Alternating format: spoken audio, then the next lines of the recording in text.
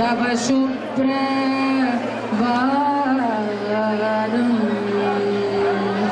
Shri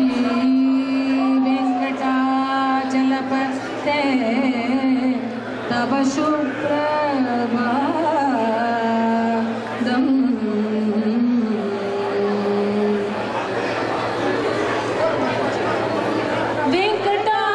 वेंकटाचलनिलयम् वेंकटाचलनिलयं वैकुण्ठपुरवासं वेंकटाचलनिलयं वैकुण्ठपुरवासं पङ्कजनेत्रं परमपवित्रं पङ्कजनेत्रं परमपवित्रं शङ्खचक्रधर चिन्मयरूपं वेंकटाचलनिलयं वैकुण्ठपुरवासं पङ्कजनेत्रं परमपवित्रं शङ्खचक्रधर चिन्मयरूपं वेंकटाचलनिलयं वैकुण्ठपुरवासम् अम्बुजोद्भव Vinuta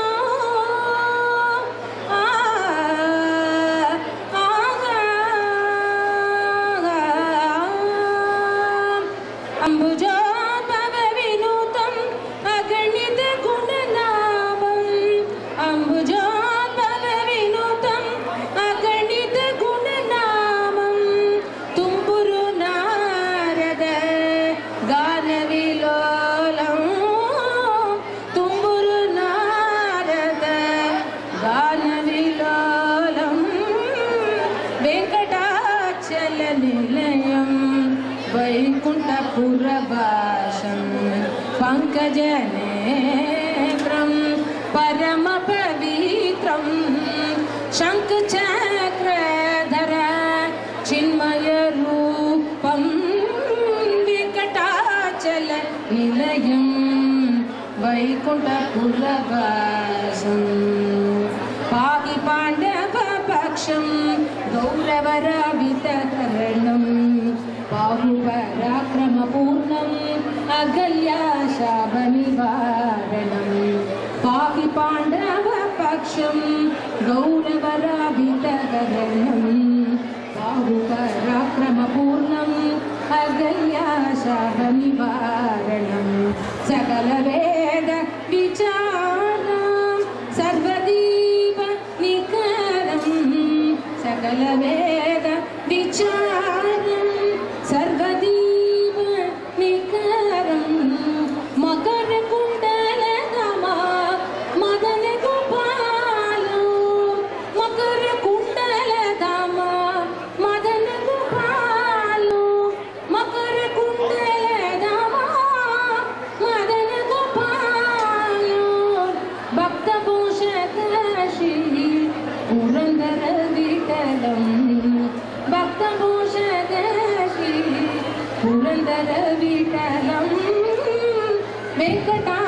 वेंकटाचलनिलयं वैकुण्ठपुरवासं पङ्कजनेत्रं परमपवित्रं शङ्खचक्रधर चिन्मयरूपं वेंकटाचलनिलयम्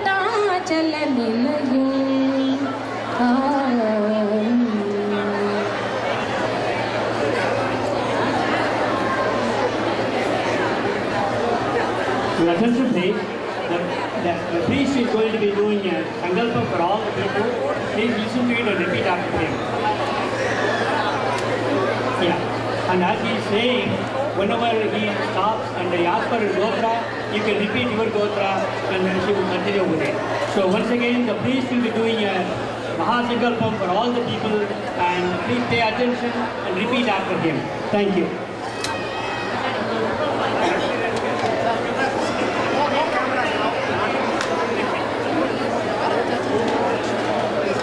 Once again, we request all of you to be seated and keep silent. Thank you again. Those of of you who are standing in the back, please take your seats.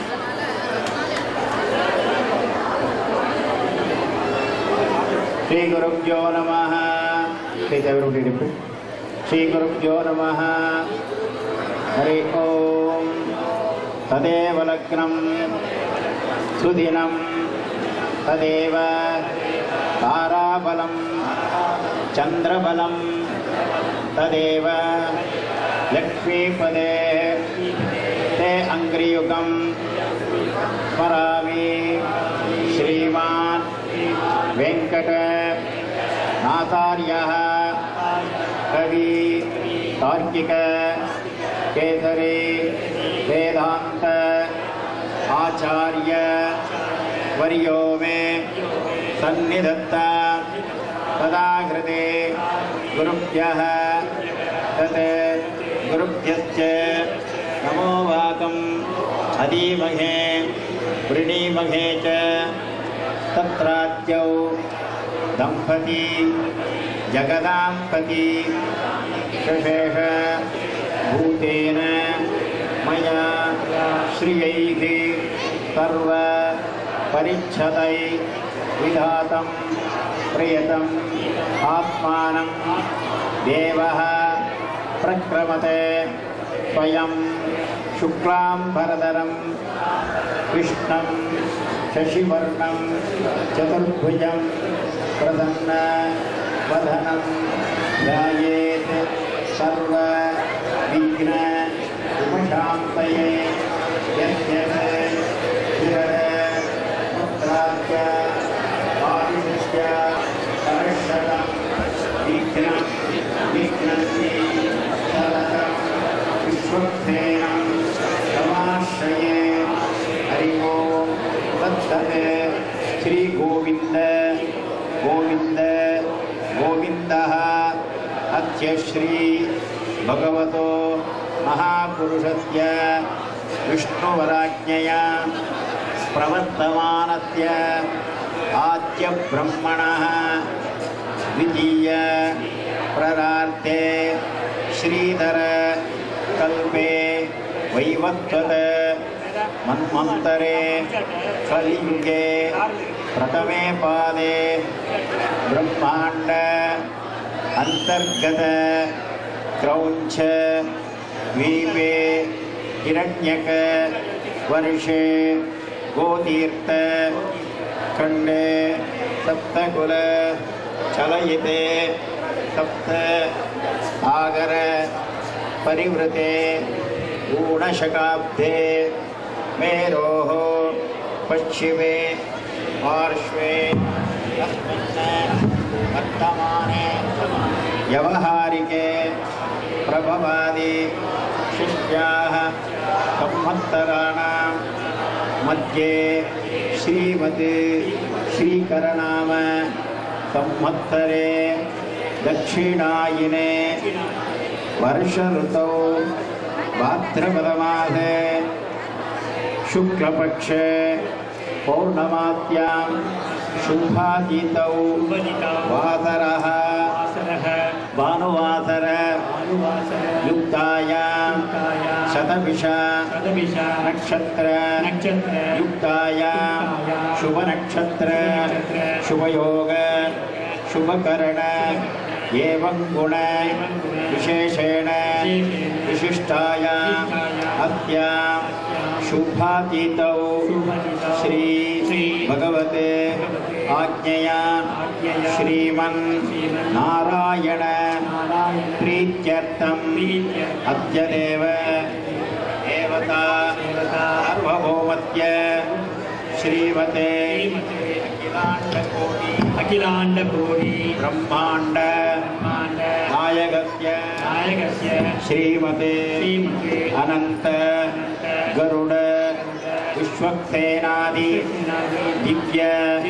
Parivara Parivrtasya Shri Lakshmi Venkateshwara Swami Sannidhau Padmavati Tirukalyana Mahotsavanga Mama Gotram Peri Nakshatra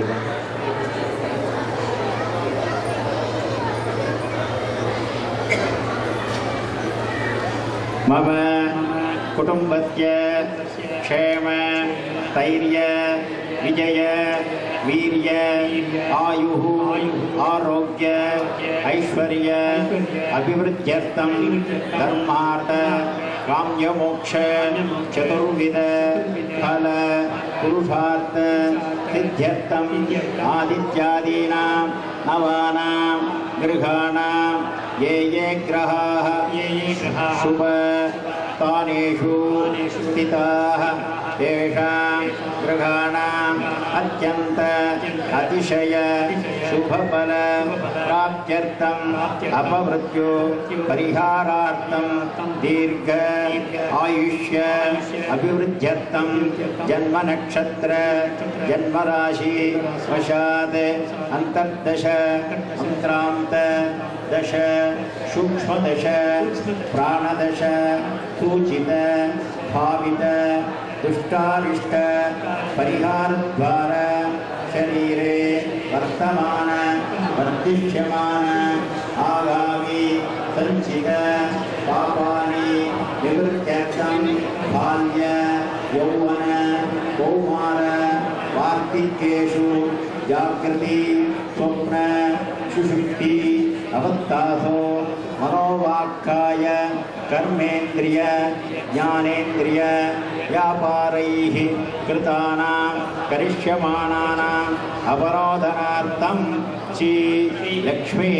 Venkateshwara स्वामी परिपूर्ण कटाक्ष सिद्ध्यर्थम उत्तरोत्तर निरंतर भगवत कैंकर्य प्राप्त्यर्थम पद्मावती तिरुकल्याण महोत्सवम् आचार्य मुखेन कारयिष्ये।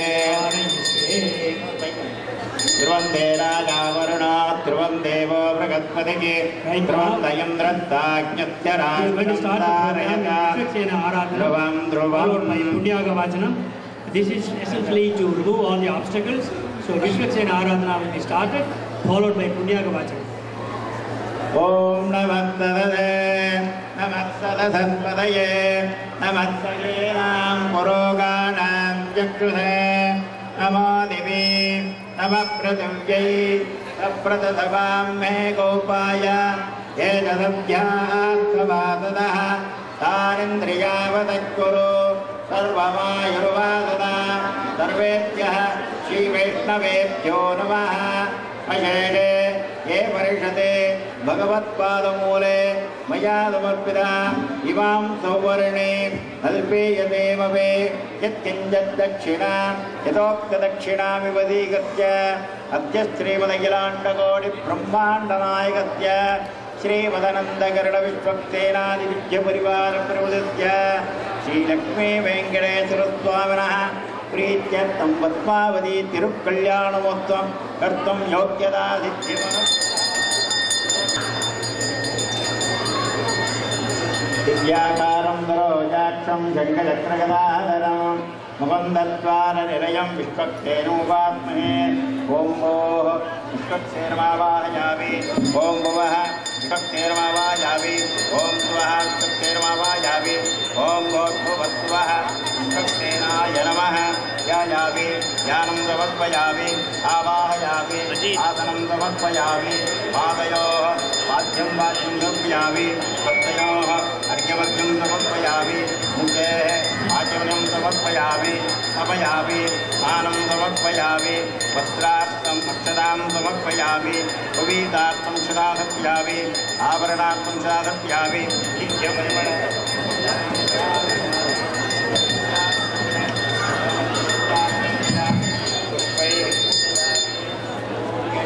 Om Narayana Om Madhavana Om Govinda Namaha